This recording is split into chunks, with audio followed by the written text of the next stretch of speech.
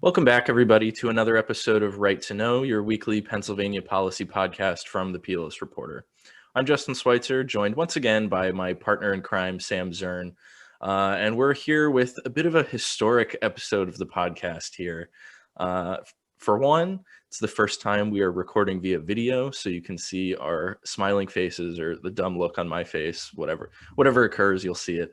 But second, this week really marks the 1-year anniversary of the first COVID-19 case identified in Pennsylvania. On March 6, 2020, was when state officials announced that the first COVID-19 case had been identified. And from there, the pandemic really started to snowball and, really just take root in Pennsylvania and the nation.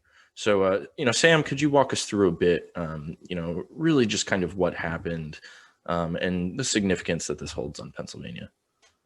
Well, like you said, March 6th is the 1-year anniversary for Pennsylvania. Obviously, across the country, people have been talking throughout this week of various 1-year anniversaries, where were you, when, that kind of thing. So we're going to talk a little bit about that too.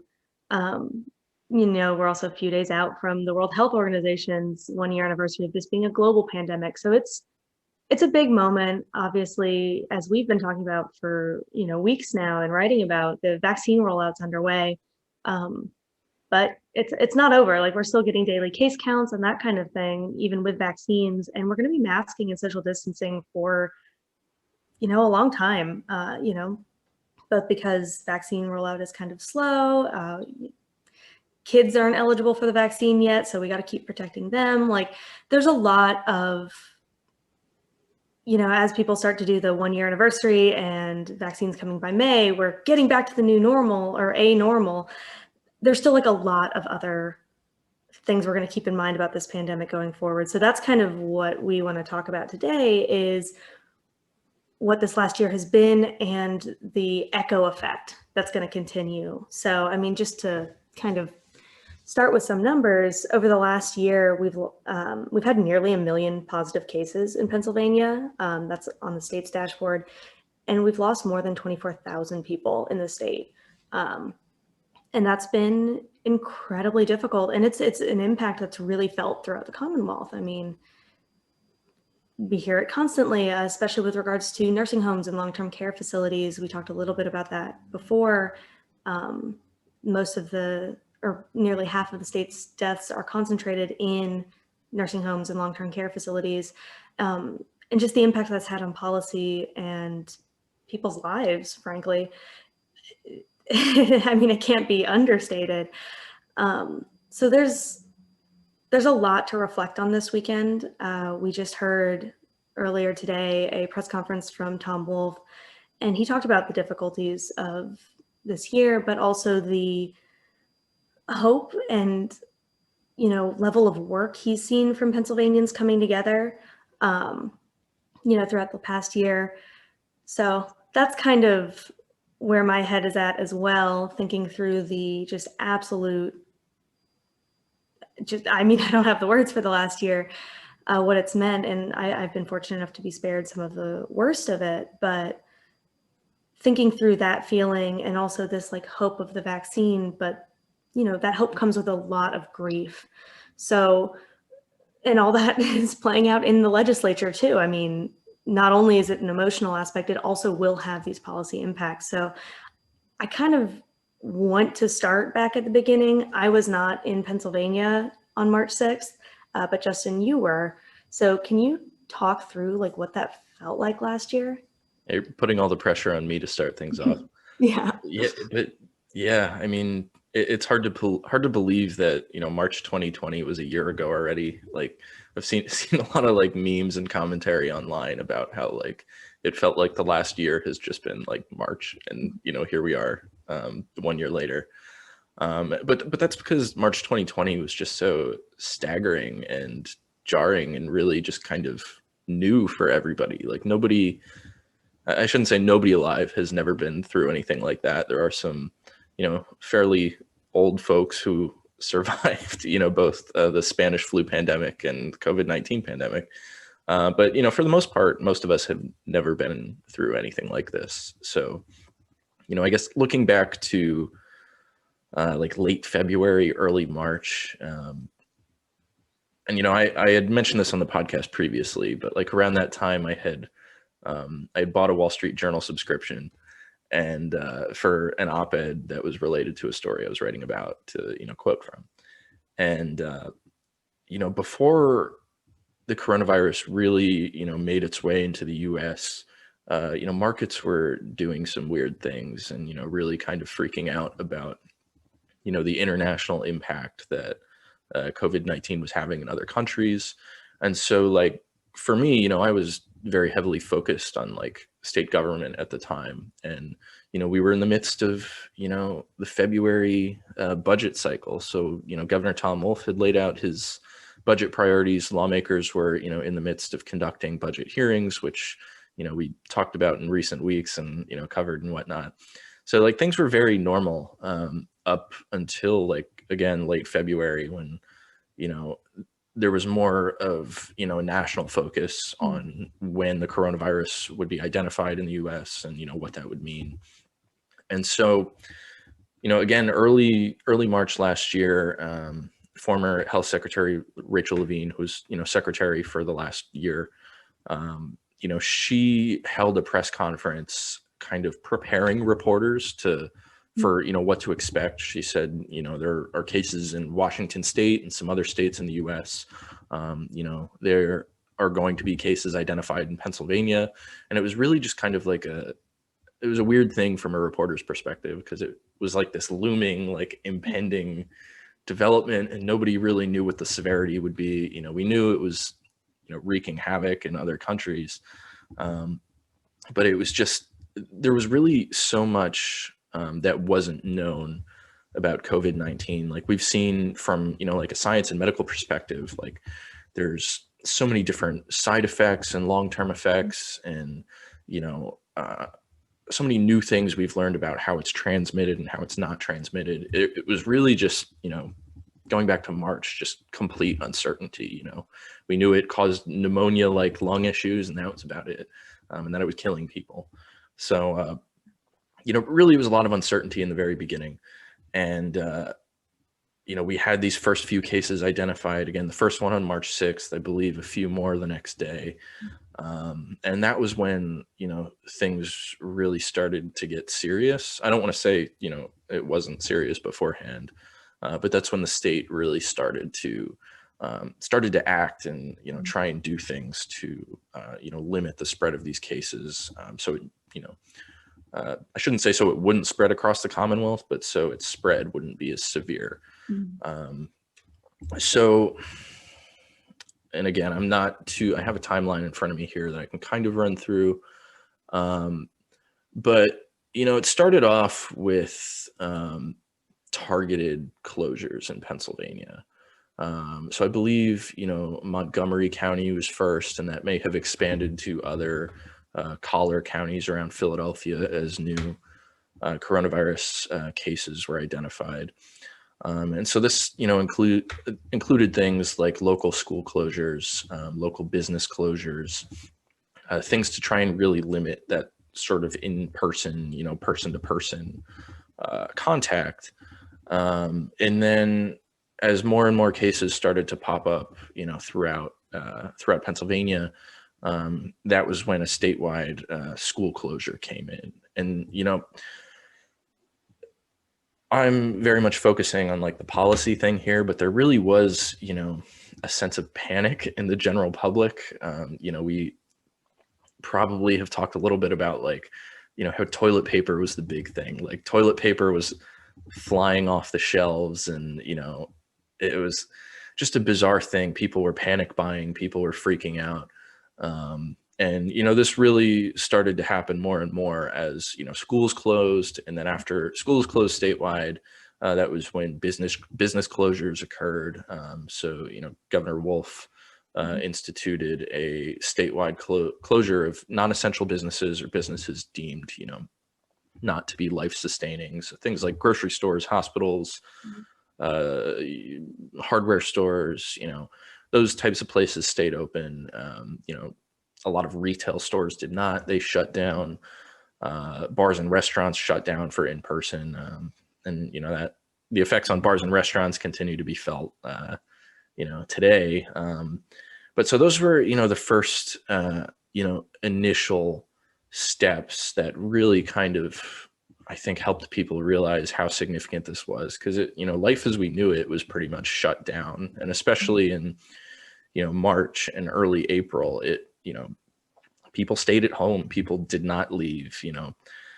I remember going over to the laundromat, and people were wearing gloves and masks, and masks actually came later, but people were, it was a really like frightening time for people, because there was so little known about what the coronavirus was going to mean, how transmissible it was. So I want to ask you, like, Yeah, please do. Personally, the same kind of question. I mean, I'm stealing from NPR, their question has now been asked by a lot of outlets.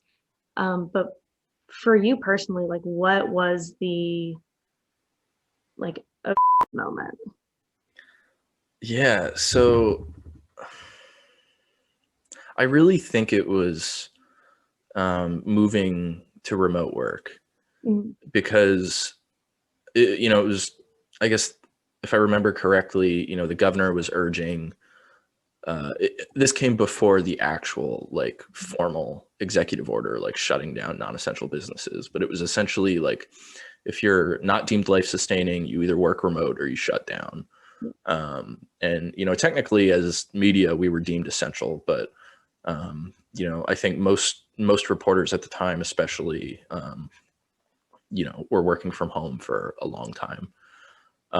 So going from 1 week and being in and out of the Capitol, covering, I remember covering like dueling rallies on a petrochemical tax credit legislation, and there was a big rally against it in the main rotunda of the Capitol, and then moments later there was a big rally with a ton of people right above on the lieutenant governor's balcony. And so like doing things like that and covering committee meetings, and it was very, very much life as normal before the shutdown, the business shutdowns kind of took place. And then like the next week it was like, okay, wait, like we're going all remote, we're working from home, we're gonna communicate through Zoom. And it was just such a drastic shift that really kind of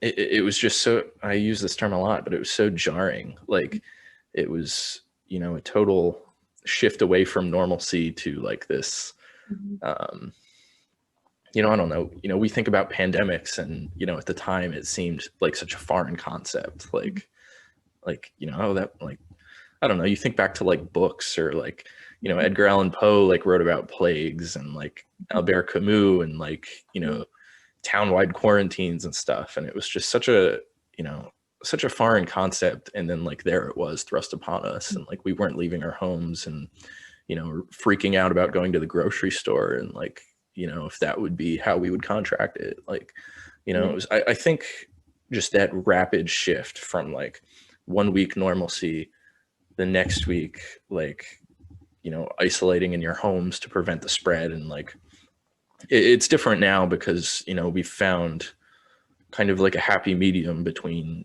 life as it was and like complete shutdowns. But like I remember in March and April when stay-at-home orders were in place, and those came not long after the business closures. But when the stay-at-home orders were in place, I remember walking out to I'm a block away from Front Street in Harrisburg, and I just remember like going to take a walk like out in the Greenbelt, and there were just no cars on Front Street, and it was like a really eerie, like just creepy, bizarre feeling. So I think it was really that just rapid change that just really kind of I don't know, like you said, I don't have the words, like just looking back, it was just so bizarre. Yeah It was, I remember, because I was still in school at the time. I had stayed late. I was interning with National Public Radio, and I had stayed late because we were hearing certain things about how the school was, how the universities were handling it. And as I was walking out of work, I got the email that classes at least were canceled for me the next day. which was odd. And by the time I got back to campus, we had classes canceled for the week. And then a few days later, they said, go home. And so even that, like I managed to stay a little bit of extra time. My best friend and I hunkered down together. But at a certain point, they said, no, you guys have to get off campus. We can't keep you here. And even then, it didn't hit until I was driving from Tennessee to Texas. And I have, like, in the years I've made that drive, I have a set of like Starbucks that I stop at that I know are like my midpoints, and all of my usual midpoints were closed. And just that sudden feeling of, I mean, like that was my normalcy right there, at least pulled away. Like, even though I was going remote for a radio internship, I was remote classes from 1,000 miles away from my campus. It was pulling into a shuttered Starbucks and then having to panic to find a place to get water in the middle of Arkansas, when I was like, oh, this is not going to go as fast as I thought it was when I first heard about the cases arriving in the US. Yeah, and I think just like getting back to that uncertainty, like things aren't, this isn't just going to be like a quick thing. I remember Google, like, I think we were just so like desperate for like good news in March and April. Like I Googled something and I was just like, how long will this last? Yeah. And I read something and they were like, maybe like at best, like the end of 2020. And like, being in March, I was just like, oh my God, like it was just so abnormal that it was like impossible to wrap your head around it. So, I mean, I guess getting back to the actual topic of our Sure. podcast and our beat or whatever, I do remember early in those days, we had a lot of those. We're all coming together. At the very least, the companies went hard on that in the advertising. There was a lot of we're all in this together.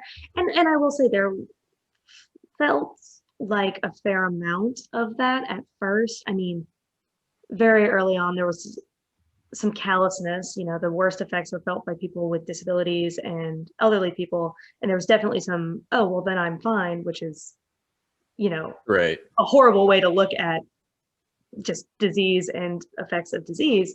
And that obviously that has continued throughout this pandemic, but there was for a little bit in there, I think in March, it played out differently in different states, but this sense of, okay, we're in an emergency, we need to actually just make something work. Like at the very least, figuring out what would work or how to pause spread while we figured out what was going on. That felt like a common kind of theme. And I know that Governor Wolf has said that before. I mean, he said at the time I heard it, him talking about those early days was kind of in a cynical way as we've gotten away from that as the pandemic goes on. But can you talk about like that legislature springing into action moments in March and April? Yeah, so I think first and foremost, like when he signed his initial disaster declaration, like designating the pandemic as, an emergency to give, the executive branch more powers to respond quickly. That and both his initial, mitigation orders, both local and statewide, they were pretty much met with approval. People were frightened and, lawmakers on both sides of the aisle were like, okay, Wolf acted quickly and, he's doing this clearly with the best interest of the state in mind to try and limit the spread. So that, looking back is really interesting because, we've seen what's happened with, the debate over gubernatorial disaster powers, and we won't go too deep into that right now. But, initially his executive responses were, met with broad support. So that was one component of this. And then, looking at the legislature, there's been a lot that's went on since then, but I do know like they did take some actions to, some emergency response actions, whether it was like changing their rules to, work remotely or, changing, I don't know why this is coming to mind, but like notary laws to allow like notary publics to, conduct remote work. And obviously the big one is was postponing the date of the primary election, the presidential primary. They moved that by 1 month, 2 months, somewhere around there. But, there was this flurry of bipartisan action at the beginning that, really just moved these changes through Mhm. pretty fast. And, it came at a quick pace for the legislature, because we know how things can, move through the General Assembly. It can take time. And, it was very bipartisan, both with rule changes, support for the governor's executive actions, and, some of these legislative changes that were pushed through at a pretty expedient pace. So, it was really interesting. And I do think, like, and I'm editorializing a bit here, but like, that was like some of government at its best, like Mhm. members of both parties, just realizing, okay, we have to respond fast to, make sure life isn't completely disrupted already more than, it was at the time. So, the legislature acted quickly, and, really it was a nice show of bipartisanship in Harrisburg, and, that would change in the weeks to come. But, that I think was kind of the initial feel in Harrisburg. It was pretty cool to see. Well, the reopen rallies, as I'm going back through and as I went through before moving to Pennsylvania, trying to figure out what the deal was in Pennsylvania, the reopen rallies kicked off in April. So kind of a month after. And now I know that might have been a little bit different from some of the legislature. Um, but I remember that there started to be this push that, oh, the summer is going to come and we're going to reopen everything.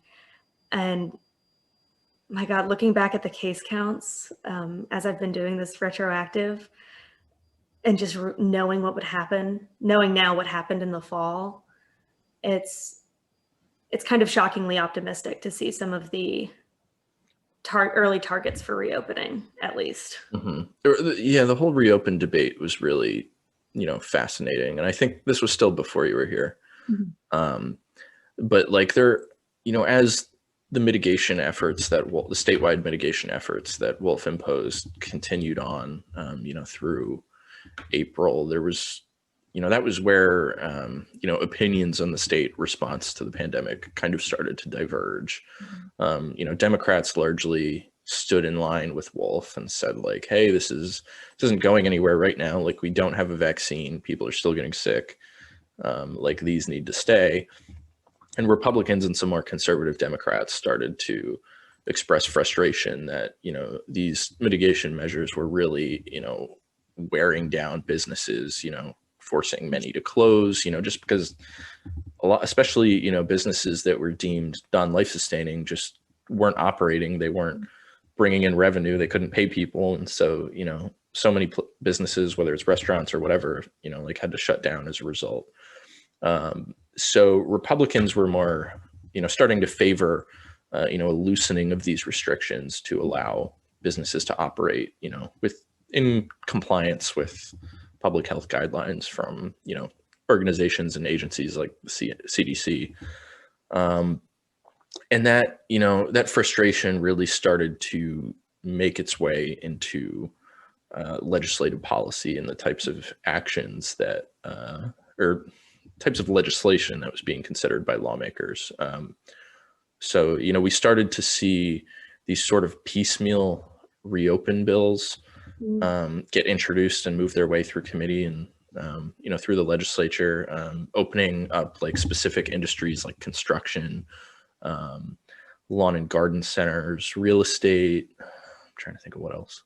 There were a lot. Real estate and construction were some of the big two. Yeah, and I think those are definitely worth focusing on because, and Republicans will point to this as well, most of these, what we called like reopen bills or reopener bills, they made their way completely through both chambers, with objections from Democrats, but, they made it to Wolf's desk and they all got vetoed.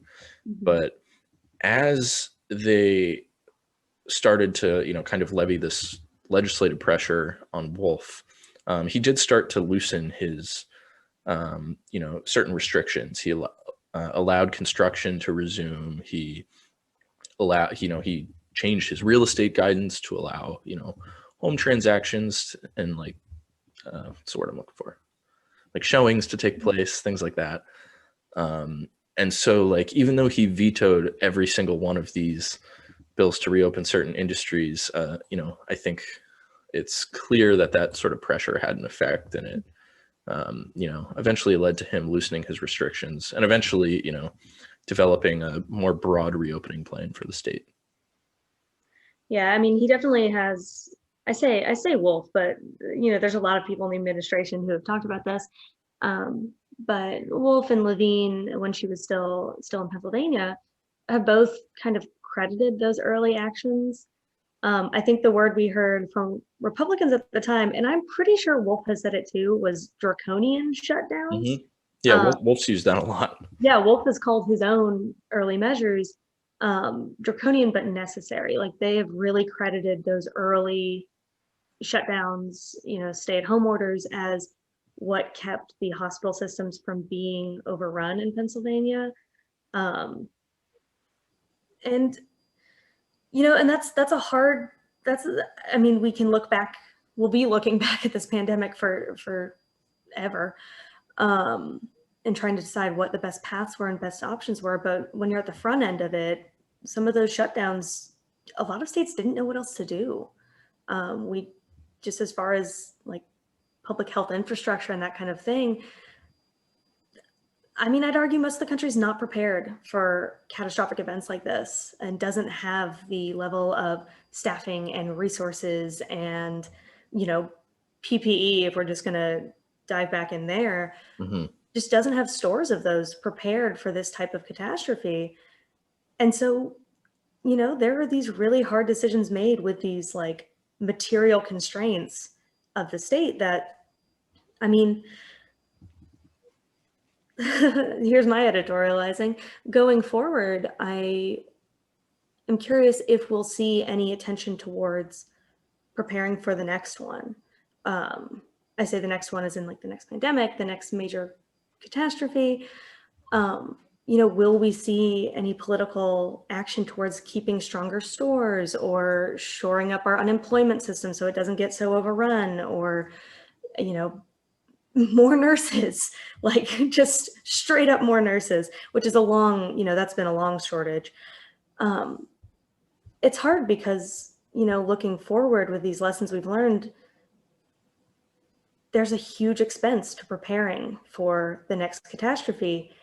And because of this last one, or this ongoing one, we are not in a good financial place. I think that's kind of what started to become clear over the summer in Pennsylvania. Now, this is still right before I got here, but there started coming out reports with schools facing a potential $1.1 billion local tax revenue shortage, and unemployment, or not unemployment, excuse me, PennDOT facing nearly $1 billion shortage.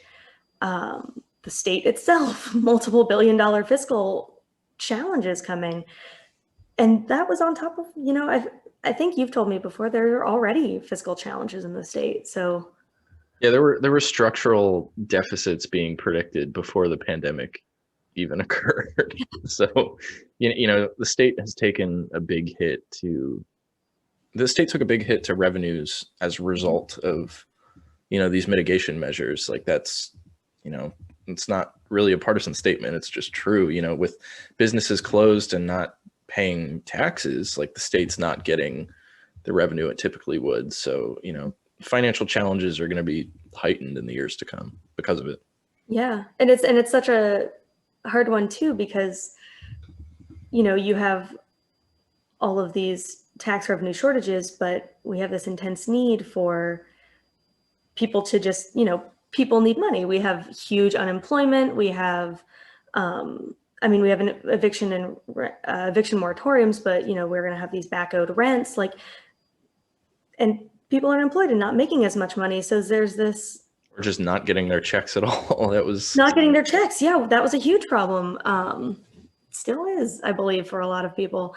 So there's this, that's the tension now, at least as we're coming a year later, is Republicans really want to see like a free market approach to recovery and reopen the businesses, and then that'll shore up the expenses. Whereas Democrats are more on the side of, we have these like deep structural deficits that just to reopen can't backfill.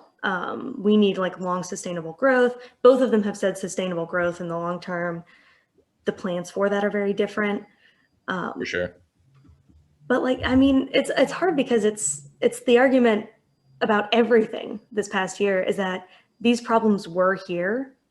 We're either on the surface or right below the surface, lurking. And the pandemic has just kind of made it unavoidable to address, I think we've heard that a lot in this budget season and I think it was a pretty bipartisanly agreed that last year the budget got balanced because there was some last minute federal aid that came through the state that shored up a budget without needing any new spending or new tax structures or anything. But there's like a lot of concern. I look this way because that's where the Capitol is for me. There's a lot of concern over there that we need long-term growth. We can't just keep hoping to barely make it to a balanced budget every year. And that's all felt, that conversation now comes with this year of grief in it too. And it's incredibly, and we're just the one, we just watch it. We watch these, like what happens on the floor. Battles unfold, Yeah. And it's incredibly difficult. I mean, I guess that's I don't even know the right word for it. Tragic. Watching it. Yeah, no, for sure. And I have to say, now that we have viewers as well as listeners, now our, wild hand gestures are not all for naught because, they can see and understand what we're gesturing to. Exactly. Yeah. I think we touched on a lot on like the onset of the pandemic, and we did have, restrictions start to get loosened and, things reopened in, May and through the summer. And there really was, like, I don't want to call it normalcy, but there was like a semblance of some return to normalcy over the summer. People were going to businesses, they were dining outside, like outdoor activities could resume, and case counts were, pretty low. And then, they started to pick back up, October, November was when things really started increasing, and there were some more restrictions implemented, through the holidays. Restrictions were tightened up on, restaurants, around Thanksgiving and Christmas. And, case counts really kind of exploded during that time. They, far surpassed, that initial spring peak in, March, April, and May. But, and again, there's so much we could focus on here, and, I don't want to drag it into like a 2-hour podcast, but I think, December was such a pivotal month because, one, you had this massive spike in new cases, but December was also when, we started to see some sort of a light at the end of the tunnel. And that's, an expression you'll hear from lawmakers and the governor a lot, especially now is, we, really have at least tried to roll out and administer vaccines in earnest. But December was when the first COVID-19 vaccine approvals came. The first one, I believe, was the Pfizer vaccine, and then the Moderna vaccine. Very quickly after. Yeah, Moderna vaccine, came pretty quickly. And so that was really, that I believe vaccinations began in like mid to late December then in Pennsylvania. I believe so, for just frontline healthcare workers, and I believe some long-term care residents. And, I feel like vaccines is a pretty good spot to go into right now. And then we can kind of transition into, the look ahead, because the governor touched on that today as well. But, these vaccine developments were really kind of like a breath of fresh air for everybody, because it did kind of give people a sense that like this isn't going to go on forever, even though it may have felt like an eternity. But so those two approvals were huge. And I'm going to kind of, no, I'm not going to fast forward because there were some speed bumps along the way. But so we got those approvals and we started getting the vaccines. And Pennsylvania has definitely struggled. Again, it's editorializing, but it's also just a fact. I mean, if you look at our percentage of vaccines administered based on allocated, I think last I checked, which was, a few days ago, we had about 72%, which is lower than a lot of other states. A lot of other states are getting their vaccines, allocated and administered in pretty quick succession, and Pennsylvania has a little bit more of a lag time there. And, that's been a flashpoint, and that's been throughout the vaccine rollout, is that we've been toward the bottom of the pack. I don't know where we're at right now. I haven't looked in a few days, but like for a long time we were in the bottom 10 states. Yeah. In terms of the percentage of vaccines that we were allocated compared to the amount that we had actually administered. So the state has definitely struggled, and it's prompted questions about whether some sort of statewide registration system would help things move along quicker. That seems to be something that after initially kind of rebuffing it, that the Wolf administration seems maybe could help as we get more vaccines.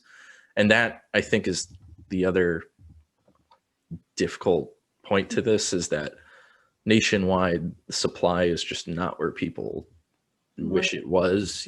Ideally we would have all the vaccines right now and be able to just roll people through a line and get them vaccinated, but because the vaccines are so new and they take time and resources and materials and money, it's going to take time. And that's why you're seeing states like us implement like a phased rollout. And at first it was just, as Sam mentioned, like long-term care residents and frontline healthcare workers, and we've seen that expanded over the past 2 months to include people with certain pre-existing conditions and people at risk for complications from COVID. And now with the third vaccine, the J&J Johnson & Johnson vaccine, teachers and educators are added into the equation. So they have their own distribution channel, which I think that's been something interesting that the administration, I think, has been, I don't know, they've almost been like trying to get ahead of any critiques there, because we have now the Johnson & Johnson vaccine, which doesn't have to be stored as super cold as Pfizer does, or even Moderna, and it's only one shot. So it's a little bit easier to roll out on a mass scale. For Pennsylvania, at least, that's what they've been saying. It's going to be a little bit easier. And so with the first set of like 94,000 Johnson & Johnson doses, the state's dedicating those to teachers. And I say teachers, people who work closely with students in schools. So bus drivers are on the priority, early child care workers, and then teachers of students with disabilities or English language learners, kind of the groups that people have been saying they need to be in school. Those are first priority, which the state's really excited about, because that's more people getting the vaccine. That's more people who, want to be back in in-person work. I'd argue need to be back in in-person work in some safe capacity with that added layer of vaccine protection. It's hard to pick any group to go next. I think there was a letter from, I want to say, the meatpacking union, one of the meatpacking unions, asking to also be included as frontline workers. We've also heard from, we've seen word from, I want to say, the state police, that they want emergency services workers to be bumped up too. And I mean, yeah, it's incredibly difficult, like the administration has been saying, when you have a certain set supply that comes in every week, and we have so many people still needing to get through their vaccines in that original phase. It is really hard to pick who's next? I mean, we had these conversations back when the phases were first designated and phases were changed even. Those concerns have been, happening, but every time there's increases in vaccine supply, there's another group of people who are at risk, who are really concerned about when they're going to be able to get the vaccine. And, the timeline is unclear, honestly. The Biden administration has said enough vaccines for the country, or for adults in the US, by end of May. One of the representatives on the legislative COVID-19 task force the other day, he said, yes, May, but don't think that everyone's going to be vaccinated by May. If we have the supply, that means then, there's still about a month of distribution that has to happen. So this summer they're looking at it, but, even though that's 3-4 months away, people are getting antsy because, we're 4 months out. When will I get it? If people are having to schedule their vaccines weeks ahead, when is my turn to at least schedule a vaccine? And I mean, it's almost, so close, but yet so far away. Exactly. Yeah. It feels, that feeling of like, we're so close is there. And we've seen other states respond in a way of, lifting a lot more restrictions. My home state of Texas is lifting its mask mandate next week. And everything, right? Everything's at full capacity. Yeah, it is. And a lot of businesses are saying, no, we're going to wait because we're going to wait until the CDC says it's time. But there's that tension in a lot of states. Somebody asked Governor Wolf about that, and he said, he's used two different metaphors for it. One, he's not going to take his foot off the pedal yet. And the second metaphor is you don't let up 100 feet before the finish line in a race. You run through the tape. So he's trying to run through the tape. So, I mean, I don't think we'll see like Texas or Mississippi level end of restrictions soon, but there's like these other states doing it. There's this sentiment of like, okay, it's done. We're done. We're good. We can all go outside now. And, policymakers are being like, no, not yet. You gotta wait. So sorry, like an added anxiety to the year of grief. For sure. And, sorry if people saw me smirking, it was because of the governor's two different analogies. He enjoys his corny analogies here and there. I know, like seatbelts were another one with like Matt. Maybe he's been personifying the virus the whole time. I mean, I've seen other outlets do it now too. Like, what was it? There was some headline of dining inside restaurants is exactly what the virus wants. And that was a headline in a different state. And I'm like, I'm pretty sure Tom Wolf has said those exact words before. He might have inspired that headline or that personification. He has done that quite a bit. So we touched on vaccines a little bit and like kind of the looming challenges that the state faces. Are there any other things that you're monitoring in terms of, what to look out for in the coming months? Well, it's always schools. I am always looking at schools. Obviously, the reopening debates for schools have been they've been rough. It has been a pretty vitriolic debate around how we reopen for in-person learning. I say reopen. Schools are open. Learning is happening. It just looks a lot different. But I think last year we made kind of the decision. I say the state made the decision to. You were not involved in this decision. I was not at all involved in the decision to send kids home last year. But last year, it happened. They sent kids home for a little bit, and then we're like, you know what? No, you can't return to school this year. And districts really took it. I don't want to say in stride is the wrong word. It's not what I'm looking for, but they really took it as an, okay, well, we can survive this. We just need to come back stronger. And that's been incredibly challenging because case counts didn't go down by the fall. So schools stayed remote or came back with, plexiglass barriers around desks and cohorting for classes or only returning the youngest learners. Like, there have been a lot of different ways that schools have had to deal with this. And with the vaccine rollout, that's jumping up even more, this like need to get kids back in school.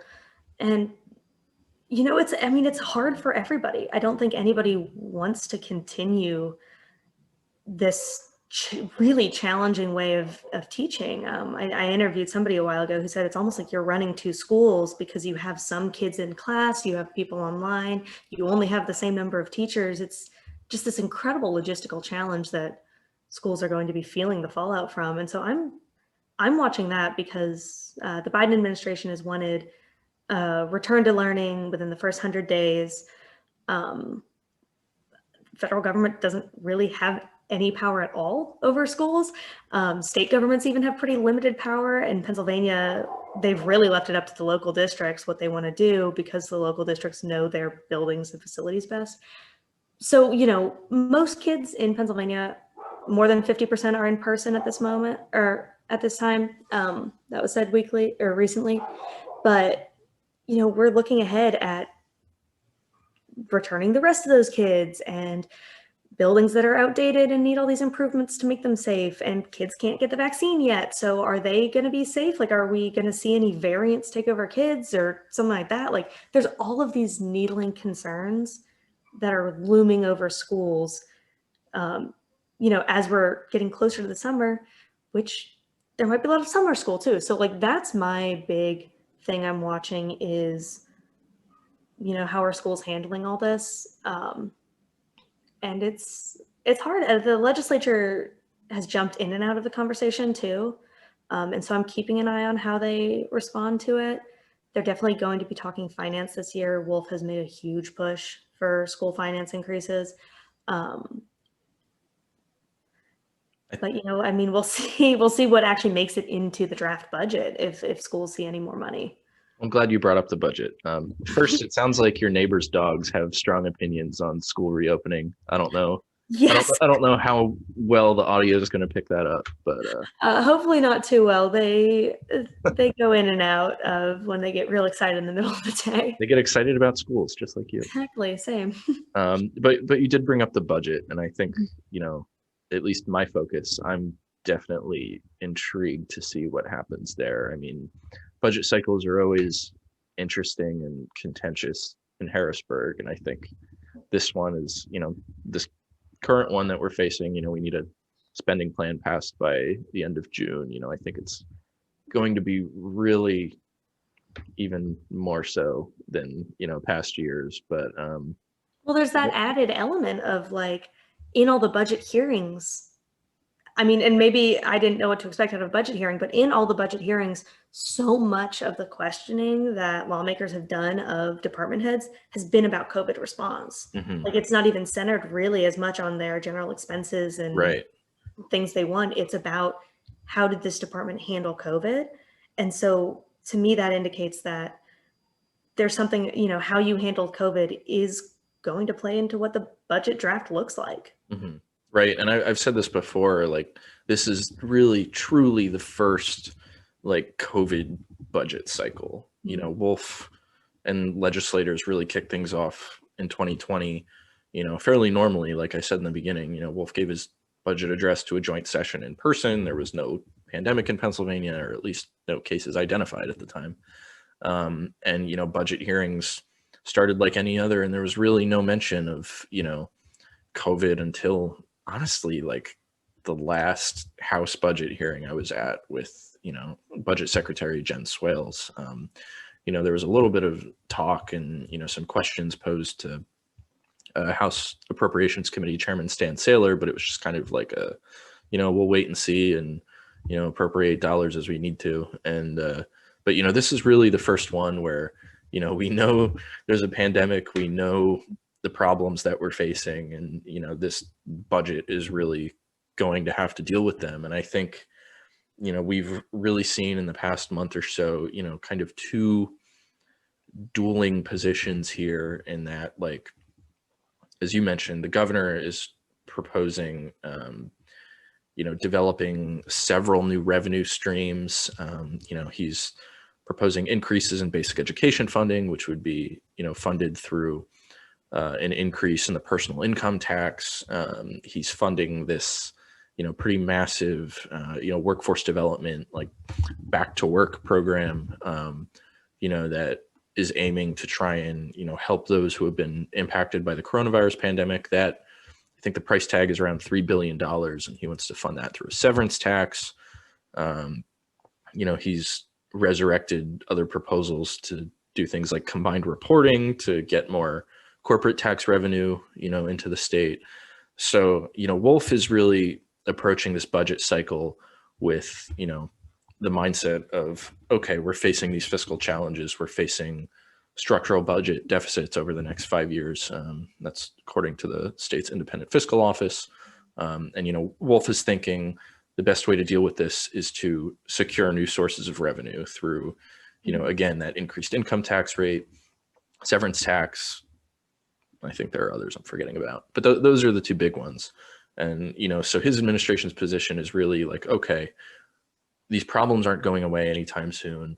So instead of, relying on one-time transfers and, things like that, we need to develop new revenue now.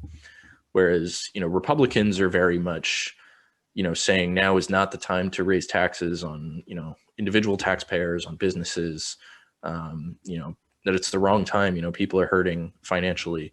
And, we heard from some Republicans this week who've said, we really need to look at, how our government's operating and, streamline departments and agencies where we can, and, focus our, the money we do have on, who needs, most funding, most assistance. So, and really Wolf's tax increase proposals are, if we're being honest, Republicans are going to have a very hard time supporting that. They've come out very firmly against them. So, the budget is going to be something to watch, because I think there's going to be more pressure on both, Wolf and lawmakers to figure out a way, really to address the impacts of the pandemic, which is just a whole new component to the budget process that's already pretty contentious at times. Yeah.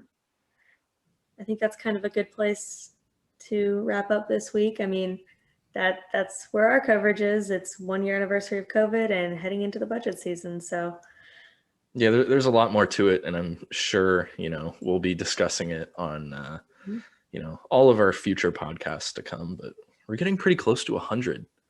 Oh, wow. Yeah. We're in the early 80s. So before we know it, we'll hit episode 100. Maybe we'll do something special, but, until then, you can find all our podcasts on righttoknow.podbean.com, or wherever you like to get your podcast. I'm personally a Spotify listener, so I typically listen to it on there. But if you're an Apple person, you can find it on Apple Podcasts. You can find it on Google, even on iHeart. I have not met too many iHeart people our age recently, but I'm sure they exist.